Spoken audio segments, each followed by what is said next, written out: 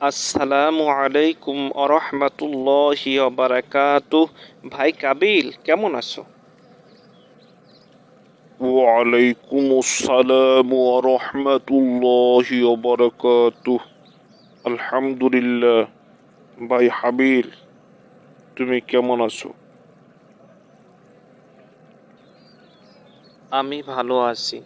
শুনেছি তুমি নাকি বাবার কথা শোনো না। বাবার কথা কিভাবে শুনবো? বাবা তো শুধু তোমার কথাই শোনে, তোমার পক্ষেই রায় দেয়। দেখো ভাই, আল্লাহ তাআলা আমাদের ব্যাপারে যে ফয়সালা করেছেন, আমাদের বাবা শুধু সেই কথাই বলে। এ জায়গায় কারো পক্ষে বিপক্ষে নয়।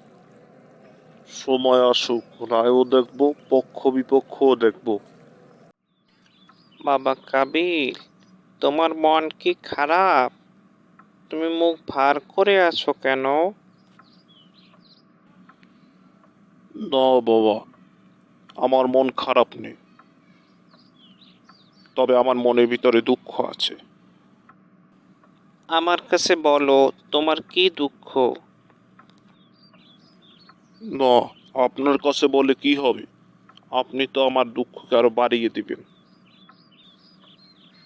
না বাবা, আমি তোমার দুঃখকে লাঘব করার জন্য চেষ্টা করব, তোমার দুঃখকে বাড়িয়ে দেওয়ার চেষ্টা করব না। আপনি তো সব কাজে শুধু হাবিলকেই প্রাধান্য দেন, আমাকে তো কোনো ভ্রুক্ষেপই করেন না। বাবা, তোমার কথা ঠিক নয়। আমি তো তাকে যে রকমের স্নেহ করি, তোমাকেও একই রকম স্নেহ করি। তুমি আর সে আমার দৃষ্টিতে সমান। না বাবা, না বাবা, আমি এবং হাবিল আপনার দৃষ্টিতে সমান নয়। আপনার দৃষ্টিতে যদি সমানই হতাম, তাহলে আপনি হাবিলকে না, ওই মেয়েকে আমার সাথে বিবাহ দিতেন। না বাবা, সকলের পরামর্শ এবং আল্লাহ তাআলার ইচ্ছা এরকমেরই। না বাবা, আপনারা আমাকে পরামর্শ এবং খোদা তাআলার দোহাই দিবেন না। আমি যেই মেয়েকে বিবাহ করতে চাচ্ছি, তাকেই আমি বিবাহ করব। আচ্ছা ঠিক আছে, আমি তোমাদেরকে একটি পরামর্শ দিচ্ছি। তুমি এবং হাবিল আল্লাহর রাস্তায় কোরবানি করবে।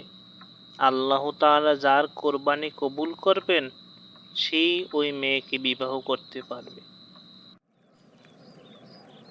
ভাই কাবির, যাচ্ছ কোথায়?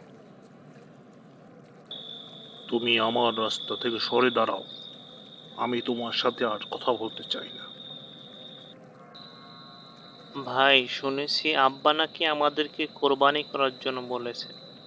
তোমার এ ব্যাপারে মতামত কি? হ্যাঁ, আমি বাবার কথা মানার জন্য কোরবানি করব। কোরবানি কবুল হোক বা না হোক, আমি ওই মেয়েকেই বিবাহ করব।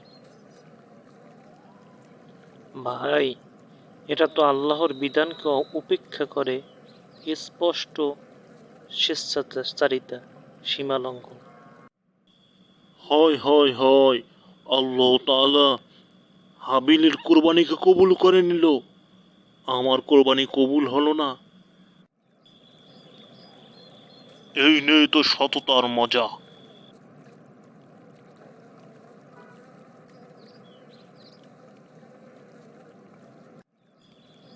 হয় রে হয়, আমি এখন আমার ভাইয়ের লাশটাকে কি করব? কাবিল, তুমি তোমার ভাইকে হত্যা করেছ। তোমার জন্য পরিতাপ, তোমার জন্য লাঞ্ছনা। তুমি তোমার ভাইকে সমাহিত করো। তোমাকে আল্লাহ পাক কাকের মাধ্যমে শিক্ষা দিবেন।